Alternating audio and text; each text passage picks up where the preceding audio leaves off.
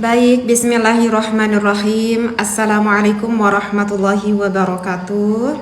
Selamat malam semuanya. Selamat bergabung ya bareng Teh Iim di sini tentunya. Mudah-mudahan ya malam hari ini kita sedang berada di dalam keadaan sehat walafiat lahiriah dan juga batiniah kita. Oke, Teteh kalau misalnya lupa tahiyat awal, pada rokaat kedua terlanjur kita tuh langsung berdiri untuk rokaat ketiga, lalu harus apa Teh? Oke kakak, baik kita muqaddimah dulu ya kak ya. Bismillahirrahmanirrahim. Alhamdulillahirabbil alamin. Wassalatu wassalamu ala asrofil anbiya'i wal mursalin wa ala alihi wa sahbihi ajma'in. Amma ba'd. Jadi kakak, kalau misalkan kita itu sholatnya 3 rakaat ya, atau sholatnya itu adalah 4 rakaat, maka kan ketika rakaat yang kedua itu kan ada tahiyat awal. Ketika tahiyat awal kakak kan harusnya kita itu duduk kan, harusnya kita duduk baca at-tahiyatul mubarakatus dan selanjutnya, tapi kita lupa nih kak, kita kok malah ujuk-ujuk berdiri gitu. Nah ketika berdiri kita tuh ingat, ketika kita sudah berdiri nih ya kakak, kalau misalkan kita posisinya sudah berdiri nih sempurna, ketika kita udah berdiri sempurna, aduh lupa, ini kan rakaat kedua, harusnya aku tuh tahiyat awal. Nah apa yang harus kita lakukan kakak? Kalau misalkan posisi kita itu sudah berdiri tegak sempurna, maka kita itu ya udah lanjutin aja ke rakaat yang ketiga, kita lanjutin aja. Baru nanti kita sujud sahwi di beres terakhir salat. Jadi kalau kakak udah berdiri tegak sempurna, ingat, aduh aku lupa kenapa aku berdiri. Nah kakak tuh jangan duduk kembali. Kalau ketika kakak sudah berdiri sempurna lalu kakak duduk karena baru ingat mau tahiyat awal, itu nanti sholatnya batal. Kenapa? Karena kita sudah di dalam keadaan posisi sempurna, dan ketika kita duduk lagi itu nanti akan berubah posisi badan kita, dan itu akan ada melebihi 3 kali robahan anggota badan besar di dalam satu pekerjaan seperti itu. Sedangkan tahiyat awal kan itu adalah hukumnya sunnah ab'ad kakak, seperti itu ya, sunnah ab'ad. Jadi udah kita lanjutin aja. Kemudian nanti ketika rakaat yang terakhir, ketika sudah beres kita at-tahiyat ya, tasyahud, sampai beres kita baca sholawat, sebelum kita mengucapkan salam baru kita sujud syahwi, seperti itu ya, gitu kakak. Itu yang harus kita lakukan. Kecuali kalau kakak ketika rakaat kedua, ketika hendak mau berdiri, tapi berdiri kita tuh belum sempurna, berdiri kita tuh belum sempurna, tapi posisi badan tuh kayak yang baru mau berdiri, belum sempurna, baru aja seperti yang kayak mau berdiri, keburu ingat ini kan rakaat kedua, harusnya aku tahiyat awal. Nah gak apa-apa kalau itu kita posisi duduk aja, dan itu tidak membatalkan sholat. Tapi kalau posisinya ingat udah melebihi dari batas ruku, udah hampir mendekati ke berdiri, ya udah lanjut aja ke rakaat ketiga, dan nanti kita tinggal tambah aja sujud sahwi ya, gitu kakak ya. Ini banyak sekali ya di dalam referensi kitab fikih, banyak banget. Malam kakak Sastro. Tidak disunnahkan kakak untuk baca surat di rakaat ketiga, tidak disunnahkan kakak. Kalau lupa baca gimana kak? Lupa baca yang mana kakak jagoan? Lupa baca yang mananya kakak jagoan? Kakak lupa baca yang mana ketika sholat kakak? Karena di dalam sholat itu kan ada rukun ucapan juga. Nah kakak jagoan, kalau ketika kita di dalam sholat kita lupa membaca rukun yang termasuk ke dalam rukun ucapan ketika sholat, ya itu nanti bisa mengakibatkan tidak syah sholatnya. Tapi kalau kakak itu yang lupa, yang enggak dibaca itu yang bukan hukumnya rukun, nah itu sih enggak apa-apa, namanya juga sunnah. Oh terlanjur baca surat, enggak apa-apa kak, itu kan hukumnya sunnah, tidak apa-apa kakak jagoan buatan, tidak apa-apa. Kakak lupa ketika rakaat ketika baca surat, enggak apa-apa kakak, itu tidak membatalkan sholat kita kakak. Oke lanjut ya Teh, kenapa sholat zuhur sama asar itu disunnahkan pelan? Kalau yang lainnya tidak. Oke, kakak jagoan buat men. Ini teteh jualan kopi kesehatan. Kakak jagoan buat men.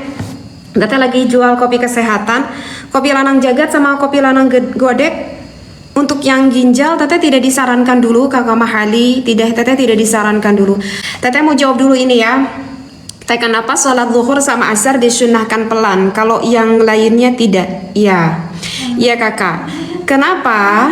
Jadi begini ya, kenapa kita kalau sholat zuhur suaranya dipelankan, kemudian sholat asar kita dipelankan, sedangkan kalau sholat maghrib, sholat isya, sama sholat subuh kan itu suaranya kita dikeraskan, maksudnya dikeraskan, ada suara lah yang terdengar oleh kita. Itu sih ada ya di dalam kitab Baijuri ya. Itu ada di dalam kitab Baijuri. Karena begini, ini ketika pada zaman baginda Nabi Muhammad SAW, pada saat itu pada orang-orang kafir Quraisy, ketika baginda Nabi Muhammad ketika sholat zuhur, ketika sholat asar berjamaah dengan para sahabat-sahabatnya, suaranya tuh terdengar, maka langsung di sana orang-orang kafir Quraisy mengganggu terhadap orang-orang yang sedang sholat pada zaman itu ya, ketika pada zaman baginda Nabi Muhammad SAW. Kenapa? Mereka mencaci dengan apa yang didengar telinganya oleh orang kafir Quraisy, karena terdengar bacaan lantunan ayat Al-Quran ketika baginda Nabi Muhammad SAW menjadi seorang imam. Nah, jadi alasannya itu kenapa ketika zuhur sama asar itu suaranya dipelankan, sedangkan kenapa ketika maghrib, ketika isya, ketika subuh itu terdengar ada suara, karena kalau ketika maghrib pada saat itu orang-orang kafir Quraisy itu sedang pada membiasakan tradisi itu makan malam gitu ya, sedang membiasakan tradisi makan malam seperti itu. Jadi dia tuh nggak konsentrasi gitu ya untuk mengganggu orang-orang yang sedang berjamaah sholat di masjid. Dan pada waktu isya dan pada waktu subuh orang-orang kafir Quraisy itu biasanya masih sudah pada tidur terlelap sampai pada subuh harinya. Makanya itu alasannya ketika maghrib, isya, subuh terdengar suara, tetapi ketika zuhur sama asar itu suaranya dipelankan. Itu alasannya seperti itu kakak. Itu ada teteh pernah baca di dalam kitab Baijuri. Apakah saat menstruasi bisa berhubungan kak? Ini udah sering banget ini yang bertanya tentang hal ini. Ini sudah sering banget yang bertanya tentang ini, kakak Khairul Arya. Sebenarnya teteh udah sering banget ngebahas ini ya, tapi mungkin kakak Khairul Arya belum paham ya. Kakak Khairul Arya, kalau misalkan istri kita lagi menstruasi, jelas banget itu haram, bahkan hukumnya haram hukumnya kakak ya. Itu termasuk salah satu dosa yang cukup besar gitu ya, kalau misalkan seorang suami memasukkan hasyafah ke dalam farjinya sang istri ketika menstruasi seperti itu, ketika kita itu sedang menstruasi. Tetapi yang diharamkan itu adalah masuknya hasyafah ke dalam farjinya, Tetapi bukan berarti seorang istri itu tidak memuaskan suaminya. Meskipun istrinya sedang menstruasi, tetap sang istri berkewajiban jika sang suaminya meminta ingin dipuaskan, ya puaskan. Tetapi syaratnya udah itu aja, satu, jangan memasukkan hasyafah ke dalam farji sang istrinya, seperti itu kakak Khairul Arya. Mungkin kakak Khairul Arya udah paham deh untuk selanjutnya ya jawabnya ya kak ya. Misalkan bisa menggunakan sama tangan istrinya atau misalkan kedua belah dada istrinya, boleh gitu ya. Udah deh, mungkin ini udah paham deh kak Khairul Arya. Udah sering banget teteh ngejawab ini. Zaman dulu belum ada lampu kakak, makanya dibesarkan suaranya. Gak tahu juga ya kakak Eko, kalau teteh itu barusan menjawab ya kakak Eko, barusan teteh itu menjawab bukan menurut hawa nafsu teteh kakak Eko. Teteh itu menjawab hanya dengan apa yang pernah teteh baca di dalam referensi kitab, dan referensi kitab itu jelas banget ya disampaikan oleh ulama, sehingga makanya setiap ada yang bertanya, teteh selalu berusaha, kalau misalkan teteh masih ingat referensi kitabnya, teteh tuh selalu selalu mengatakan kalau ini dari referensi kitab itu gitu, agar nanti bisa dipertanggungjawabkan dengan apa yang teteh ucapkan gitu. Tapi kalau alasannya enggak ada lampu, teteh enggak tahu ya, karena di dalam referensi kitabnya itu tidak membahas tentang adanya lampu. Dan enggak sih kakak Eko ya. yang berhubungan dengan kenapa suaranya dipelankan atau itu ya dikeraskan. Hewan apa aja yang bisa haid? Hewan apa aja yang bisa haid? Teteh pernah lihat di referensi kita Bapak itu. Teteh lupa lagi referensi kita Bapak. Ada 8 hewan kakak. Kakak Kunti Bogel ada 8 hewan yang haid. Tapi teteh lupa tuh ada di dalam referensi kita Bapak. Di antaranya itu adalah cicak, kelelawar, kuda, termasuk manusia, termasuk jin. Aduh teteh lupa lagi nih serius. Kakak Kunti Bogel teteh serius nih lupa lagi nih hewan apa aja. Tapi teteh ingat-ingat itu pernah baca di salah satu referensi kita ada 8 hewan yang haid.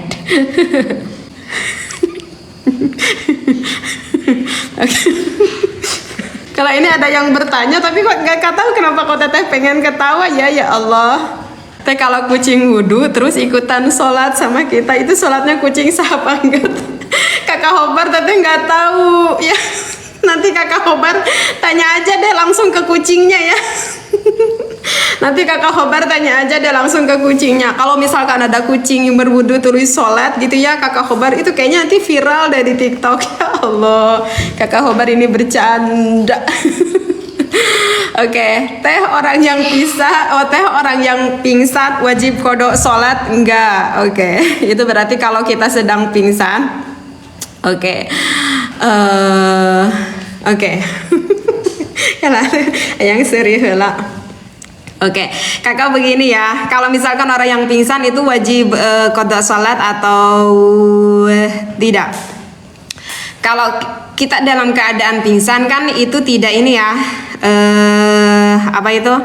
Kalau di dalam keadaan pingsan kan kita itu tidak berarti kita tuh hilang akal ya, karena kita itu tidak ingat sama sekali. Nah kita harus lihat dulu waktunya. Kita harus lihat dulu waktunya. Ketika pingsannya itu jam berapa? Apakah sudah masuk waktu sholat atau belum?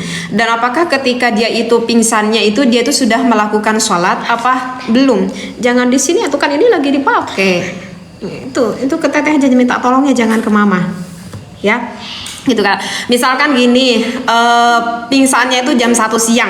Misalkan pingsannya itu jam 1 siang. Kita tahu nih orang yang pingsan itu kebetulan belum sholat zuhur. Misal kita tahu nih yang pingsan ini belum sholat zuhur seperti itu. Nah, kemudian dia itu bangun-bangun dari pingsannya misalkan sekitar jam 4 sore. Sedangkan jam 4 sore itu sudah masuk adzan asar. Nah, karena kita tahu kan bahwa yang pingsan itu tadi belum sholat zuhur, maka ketika ingat tentu dia itu wajib mengqadha sholat zuhurnya karena sudah memasuki waktu sholat zuhur. Tetapi kalau misalkan orang yang pingsan itu jam 11 siang, kemudian dia bangun-bangun ketika jam 4, nah itu tidak wajib untuk mengqadha sholatnya. Teh apa hukumnya ngucapin selamat ulang tahun teh? Oke, ini sebetulnya sih kalau kita ngucapin ulang tahun itu sebetulnya teteh belum pernah dengar ada spesifik khusus ya, dalil khusus gitu ya. Yang pernah teteh baca di beberapa kitab, teteh belum pernah menemukan ada dalil khusus ya. Jadi kejelasan dalil secara pasti di dalam ajaran Islam nih tentang perayaan acara ulang tahun ataupun mengadakan acara ulang tahunnya itu sendiri, terus terang aja teteh tuh belum pernah nemu gitu ya di dalam referensi kitab secara jelasnya tentang bagaimanakah hukum ulang tahun atau misalkan merayakan hari raya ulang tahun. Teteh tuh belum pernah menemukan di dalam referensi kitabnya apakah itu diharamkan ataupun diperbolehkan. Tetapi begini ya, teteh juga pernah baca di dalam salah satu referensi kitab di kalangan para sahabat Nabi Muhammad SAW itu kan sudah terbiasa. Beliau itu para sahabat itu saling mengucapkan apa? Saling mengucapkan selamat di antara para sahabat, di antara para teman-temannya, ya.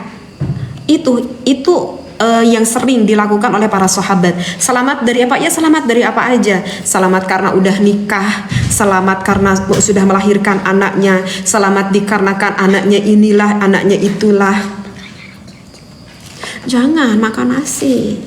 Esok sekarang makan apa itu aja dulu, tapi tetap nanti harus makan nasi ya. Jadi artinya pada zaman para sahabat sudah biasa saling mengucapkan keselamatan, saling mengucapkan keselamatan jika ada situasi yang cukup membahagiakan di antara teman-temannya, seperti itu. Nah, jadi ada juga sih yang sebagian ulama itu yang kayak mengantelkan ucapan itu, seperti mengucapkan selamat aja, seperti itu. Ya, itu jadi kalau misalkan para sahabat menerima kenikmatan apa aja, itu memang udah tradisi ketika pada zaman sahabat itu seperti itu. Nah, sehingga kalau kita lihat dari sebatas pemahaman ini ya, jadi sementara ini hukum itu bisa dihukumi mubah. Artinya ya mubah ya boleh lah gitu ya. Bahkan ada yang sebagian ulama yang mengatakan sunnah jika berniat tujuannya baik, kita mengucapkan selamat, oh iya selamat tahun baru, kemudian kan kita dilantunkan dengan doa, iya selamat tahun baru, ya selamat ulang tahun gitu ya, selamat ulang tahun, mudah-mudahan ya dek nanti panjang umurnya jadi anak yang lebih solih gitu ya kan ya, semakin taat sama orang tuanya. Bukankah itu yang diucapkan adalah doa, dan bukankah itu adalah baik di dalam agama? Kalau niat tujuannya seperti itu, yaitu bahkan bisa hukumnya sunnah seperti itu. Kalau kita melakukan ulang tahunnya gimana, boleh nggak teh? Ya kalau misalkan kita mengadakan ulang tahunnya di dalamnya ada kemaksiatan, ya jelas itu nggak boleh, haram. Tetapi kalau kita merayakan ulang tahunnya, kemudian kita masak ya di rumah ya, kemudian kita undang saudara-saudara tetangga, kemudian kita ngaji Quran bareng-bareng gitu kan, kita ngaji Quran bareng-bareng, itu kira-kira baik gak sih? Mungkin bisa kejauh sama kita sendiri ya. Kita masak, sengaja undang teman, sengaja undang saudara, kita diberi makanan oleh kita. Bukankah itu termasuk sedekah? Kemudian kita ngaji bareng-bareng Quran bareng-bareng, kita ngedengerin tausiah. Bukankah itu adalah sesuatu ilmu yang sedang kita lantunkan, kita sedang ingat sama Allah? Bukankah itu hal kebaikan? Jadi kita tinggal kembalikan aja gitu, seperti itu ya. Jadi tidak perlu tidak perlu diambil ruwet atau pusing lah seperti itu ya. Jadi karena ini juga Teteh pernah lihat di referensinya itu di dalam kitab Iqna, ya, seperti itu. Oke, jadi hukumnya bisa mubah, tidak sunnah juga, mungkin tidak bid'ah juga, mungkin seperti itu ya. Maaf teh, tanya, wanita kena kanker payudara, kanker di dada, tapi yang menerapi cowok, itu hukumnya gimana teh? Kakak Alif, kalau misalkan itu adalah madorot, itu tidak apa-apa Kakak Alif, karena misalkan yang menerapinya itu kan tidak semua, misalkan tidak semua dokter itu paham. Ternyata kebetulan ada dokter yang paham bagaimana menerapi yang berhubungan kepada dua belah dadanya. Ternyata itu laki-laki, itu tidak apa-apa jika memang itu kan itu termasuknya sesuatu hal yang maslahat, dikarenakan kita mendapati suatu kemudorotan. Nggak apa-apa Kakak Alif. Tapi kalau misalkan Kakak Alif menemukan ada dokter perempuan, ya kalau bisa ke dokter perempuan. Oh ternyata ada dokter perempuan tapi misalkan biayanya lebih mahal, kita nggak punya biayanya. Ada dokter mahal tetapi jauh wilayahnya, misalkan di kota yang lain, sedangkan yang ada di kota kita itu dokternya laki-laki dan biayanya lebih murah, misalkan seperti itu. Ya udah, tidak apa-apa Kakak, tidak apa-apa. Itu ada di dalam kitab Uqudul Lijin. Jangankan di area di area payudara, andaikan kalau misalkan dokter laki-laki itu maaf banget melihat ke area kemaluan wanita, jika hal itu sangat benar-benar dibutuhkan, itu tidak apa-apa ya, gitu Kakak Alif. Terima kasih Teh, siap. Oke, Teteh kapan-kapan kalau boleh kajiannya ilmu alat nahwu atau ilmu arud bahar. Kakak Khobar, Teteh belum pernah ngaji ilmu arud. Teteh belum pernah ngaji ilmu arud, Teteh belum pernah ngaji ilmu bahar kah? Ilmu Teteh nggak sampai ke sana, Kak. Teteh belum pernah ngaji arud bahar. Kalau ilmu nahwu sorob atau Kakak Khobar, siapa yang mau ngedengerin live ngaji ilmu nahwu sorob? Kan itu kalau ilmu nahwu itu kan khusus bagi para santri, bukan kajian umum. Kakak Khobar, kalau ngaji nahwu sorof itu kan khusus di pesantren, dikajinya anak-anak santri ya. Kalau masyarakat itu nanti dia pingsan. Tapi kalau ilmu arud Teteh belum pernah ngaji Kak, ilmu arud Teteh belum pernah ngaji. Oke. Teteh, ini gimana hukumnya keabsahan orang sholat pakai minyak wangi yang campur alkohol? Malaikat nggak mau dekat. Kata siapa Kak Putri? Malaikat nggak mau dekat.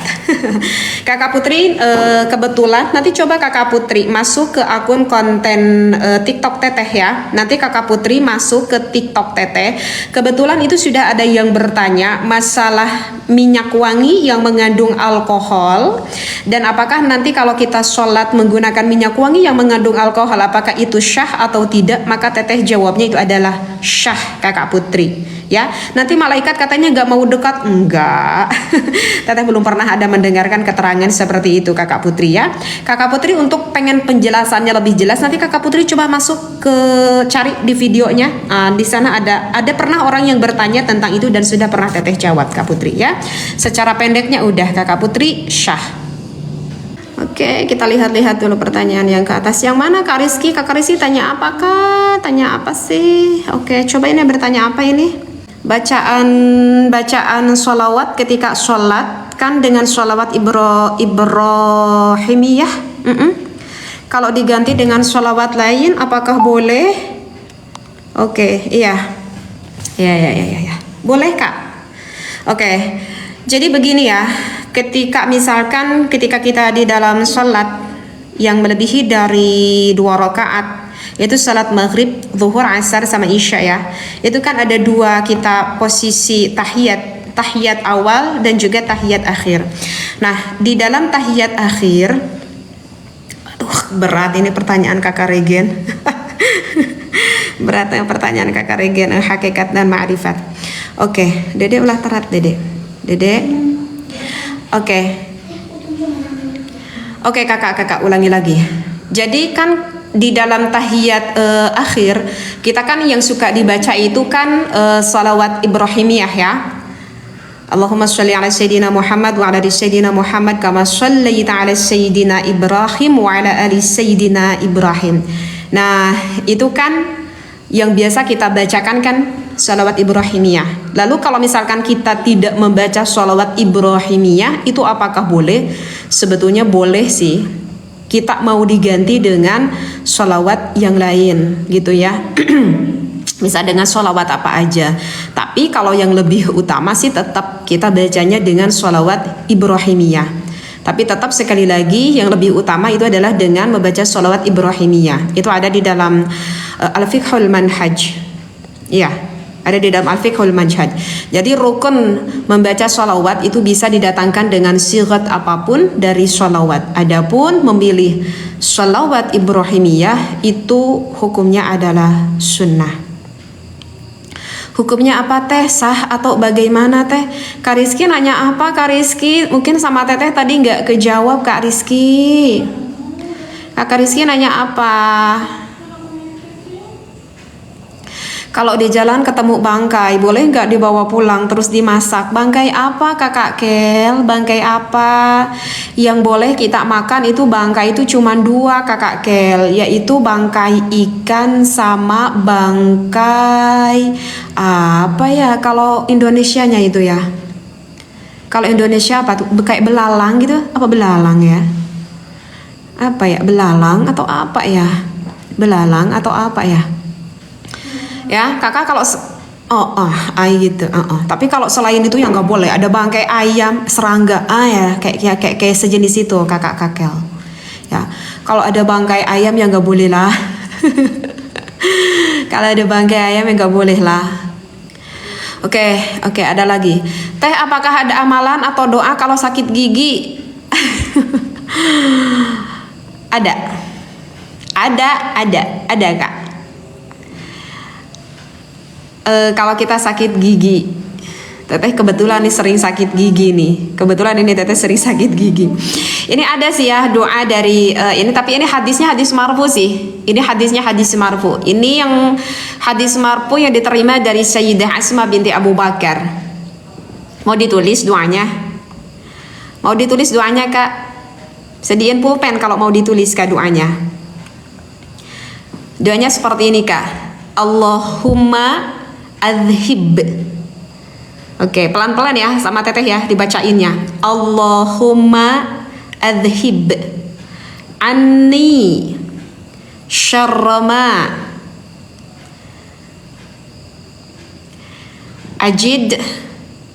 Ajidu bida'wati nabiyyika tayyibi. Sengaja ini teteh pelan-pelan. Al-mubarakil makini indaka bismillah. Indaka bismillah. Udah tertulis kak? Takutnya belum sedia pulpen nih. Nanti pokoknya kalau misalkan gak ketulis, nanti kakak coba lihat deh di konten YouTube. Insya Allah nanti sama teteh dimasukkan ya. Ini ke konten YouTube Alasran. Teman saya mabuk teh, tiduri wanita, tapi ternyata istrinya sendiri. Itu hukumnya bagaimana teh? Sah atau? Teman saya mabuk teh, teman kakak Rizky mabuk, terus tiduri wanita, tapi ternyata istrinya sendiri. Itu hukumnya bagaimana teh? Sah atau? Sah gimana maksudnya kakak Rizky? Ya kalau ternyata itu istrinya sendiri, ya itu kan istrinya sendiri kak Rizky. Ya kan itu istrinya sendiri kakak Rizky. Kan itu istrinya sendiri kakak Rizky.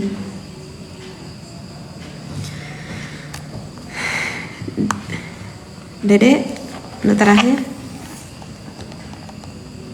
Tapi teh tak pernah dengar. Maksudnya kak Rizky gimana? Tapi kan itu istrinya sendiri. Maksudnya sah gimana kak Rizky? Aduh teteh agak kurang paham pertanyaannya. Teman saya mabuk teh, tiduri wanita, tapi ternyata istrinya sendiri. Ya udah, itu kan istrinya sendiri kak Rizky. Teh aku laki-laki, sebentar lagi mau nikah, kasih khutbahnya dong. Yang hijau kopi apa teh? Kak Ahmad Sobirin, ini yang hijau baru nih Kak Ahmad Sobirin. Ini yang hijau baru Kak Ahmad Sobirin. Ini namanya jimat lanang Kak Ahmad Sobirin. Ini namanya jimat lanang. Jimat lanang ini khusus bagi laki-laki yang pengen dapat momongan. Atau ini sangat cocok banget dikonsumsi bagi yang belum nikah, agar kualitas spermanya lebih baik. Atau misalkan ada orang-orang yang berhubungan permasalahan di masalah sperma. Misalkan spermanya encer, atau misalkan keluar spermanya sedikit, misalkan pokoknya yang berhubungan aja ke kualitas sperma.